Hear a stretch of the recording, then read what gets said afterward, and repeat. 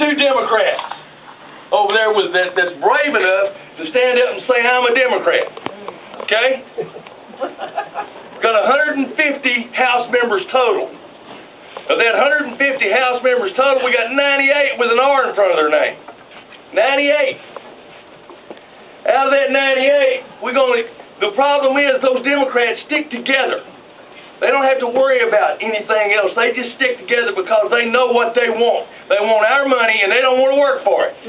Yeah. Okay? We're going to divide this by 3. When we get to that 98, we got to divide our team by 3. Isn't that sick? 33 R's. Here's the deal.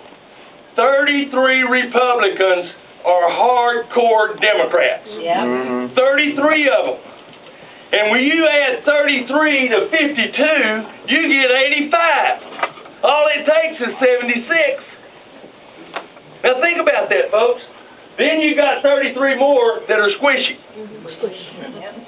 Then you've got 32 or so solid patriots that we can count on pretty much. Solid patriots.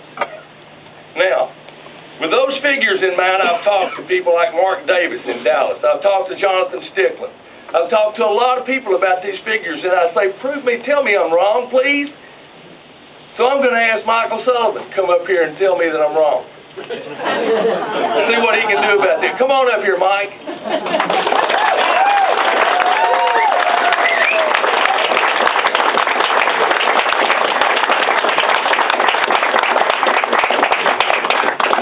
I was told I need to do 2 things. 1, not knock over Ray's whiteboard, but 2, stand near the microphone. So we'll see if I am able, as a 5 Texas Aggie, I'm not sure I have the dexterity to do both. So we'll see if this happens without anyone dying.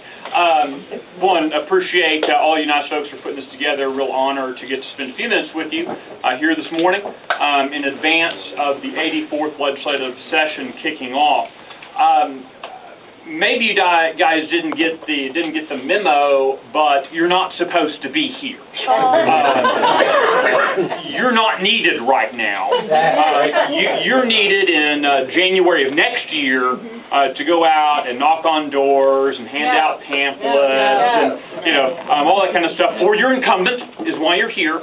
You exist to serve them. You all got the memo. You didn't? We got Rivera County, we got the trade. We got to spend a little more time educating these parents. Look, by virtue of you being here today, what's going on today is indicative that our team has won. Not that we're winning, not that we might win. No. This happening today is indicative that we have won.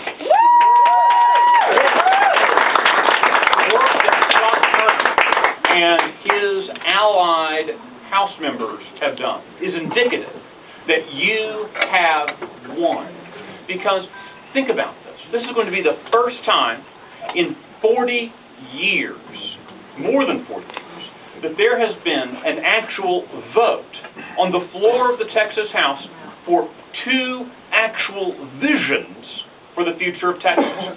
2 different visions for the future of Texas. Now, we've had a recorded vote a couple of years ago that was a do you or don't you like Joe Strauss vote. And that's interesting as those things go. This vote, though, is not about personalities.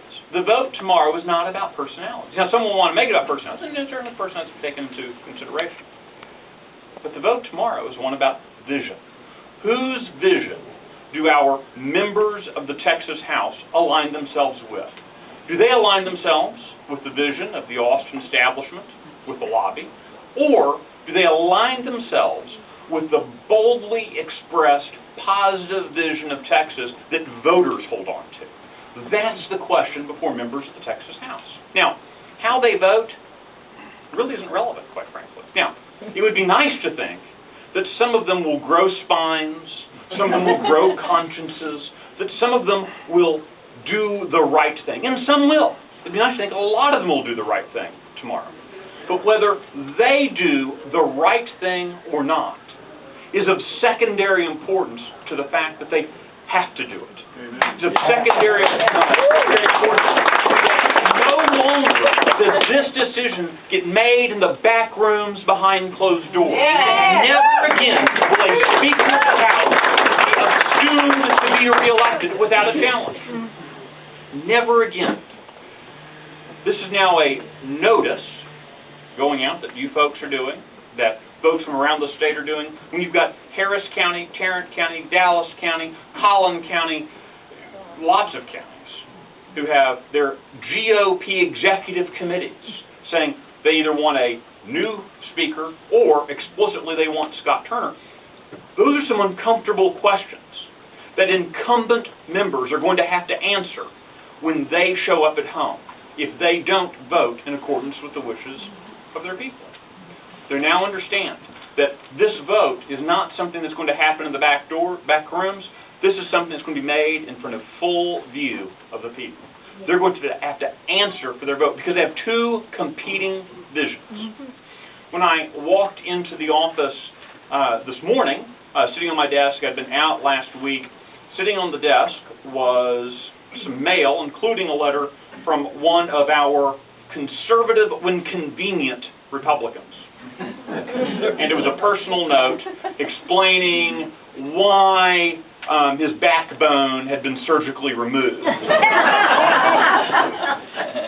And he explained to me in the letter that, you know, he would have really liked to vote for Scott Turner, but, you know, he's just not sure that Scott Turner can win. And all I could think was, you know, I bet that William Travis is really thankful you weren't at the Alamo.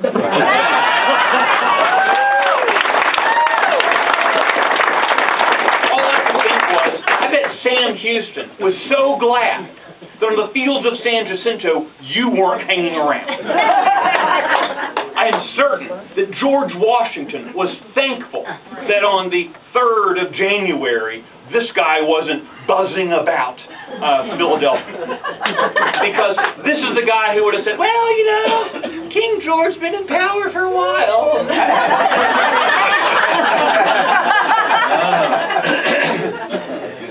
I appreciate that he wants to be a conservative. I don't appreciate that he only wants to be a conservative when it's convenient. Thank you. I appreciate the fact that he pays lip service to the reforms that are important to Texas. I don't appreciate the fact that he's only willing to do so when he knows they can win. I appreciate the fact that when he campaigns, he says the right things, but it upsets me that when he governs, he just does what the lobbyists tell him. That's frustrating. But this vote tomorrow is going to be a vote in which he's going to have to declare publicly who he's for. Is he for the establishment? Is he for the lobby? Or is he for the people of Texas? That's going to be the vote he declares tomorrow. And no matter what the vote total is, those who vote for the establishment will have some explaining to do, beginning that very next day. Because they're going to now own the records of the Texas House. They will not be, as many of these cats have done, you know, they come home and say, oh, Joanne, I would have voted for whatever, but that mean old Speaker Strauss, he wouldn't let us. The leadership held it up. The Democrats, ooh, the scary Democrats, all 7 of them. They held it up. Nope.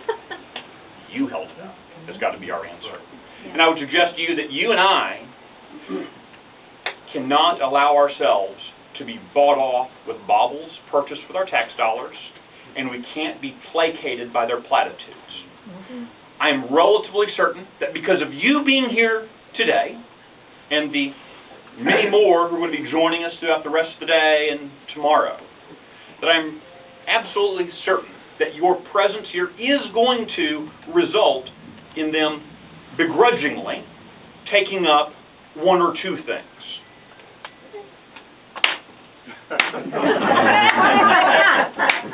That's great. 1 or 2 things is nice. We didn't send them to office. We did not entrust them with our power to do small things. We didn't give them authority to do nibbling around the edges. No, we elect them to come and do bold things. That's what we expect, bold things. If the margins of the Texas House were thinner, then yes, maybe we should be grateful for them attempting a couple of things. With 2/3 of the chambers of both houses being self-proclaimed conservatives, regardless of what they are, right? Because no one campaigns for higher taxes. No one campaigns for bigger government. No one campaigns for more regulations and reduced liberty. Yes! No. No one campaigns. There's always trademark Enos Fisher. And even the Democrats apparently want to enthrall with them in San Antonio. No. They campaign on our messages. You and I have to expect them to deliver. And we can't be bought off with a couple of things. No, we want attempts on everything. We've earned it, and we demand it. Lastly, I would suggest to you that if the House Republicans vote, the majority of the House Republicans vote for the incumbent, they will put to lie the notion that Austin is somehow different from Washington, D.C. We have heard this spoken repeatedly for the last, year. Oh, we don't want to be like Washington, D.C. I think a lot of us, Joanne has said this forever, and others in this room have said, oh, Austin feels a whole lot like D.C. Many folks think Austin is probably more left of center than even Washington, D.C. is. But they talk about, we don't want to govern like Congress. The Texas legislature is different. And we would say, yes, you're supposed to be different. Tomorrow, if they vote for the incumbent speaker, the members of the Texas House will be saying, no, we're just like Washington, D.C. And that's something each one of us should remember next March. We are 14 short shopping months away from hiring members of the Texas House. I know for certain, I've met a couple of them, there are a couple of them in this room, I won't out you, who have both the time and the passion, and then a couple of them, even the personal resources, to run for the Texas House. And these folks have communicated to me and to others that the vote tomorrow will be the tipping point vote for them. And you and I, as they start self-identifying, I should probably start helping them now. A friend of mine, who is an aerospace engineer, he's probably the smartest friend I have. Well, clearly not that smart because he wants to be friends with me. That's what he likes to know, long enough runway, you can make a brick fly. Okay? You don't need a lot of thrust, just need time. Politics is the same way. If we start today, we can start that difficult house cleaning that's required in 14 months. If we start today, we can make sure that in 2017, the legislature is more responsive than this legislature. The people of Texas spoke very boldly. The people of Texas did not halfway vote for a bold agenda. The people of Texas overwhelmingly endorsed a bold agenda. Look at the Texas Senate. Look at the Lieutenant Governor. Look at the Attorney General. Look at the Governor. Look at go down the line. People of Texas expect big things. They don't expect little things. The people of Texas expect Austin to be governed differently from Washington. Our lawmakers have a choice, and that's the choice you and I should be communicating with them today, tomorrow, and throughout session. That we expect them to govern in accordance with the wishes of the people of Texas, not the yahoos in the Austin lobby.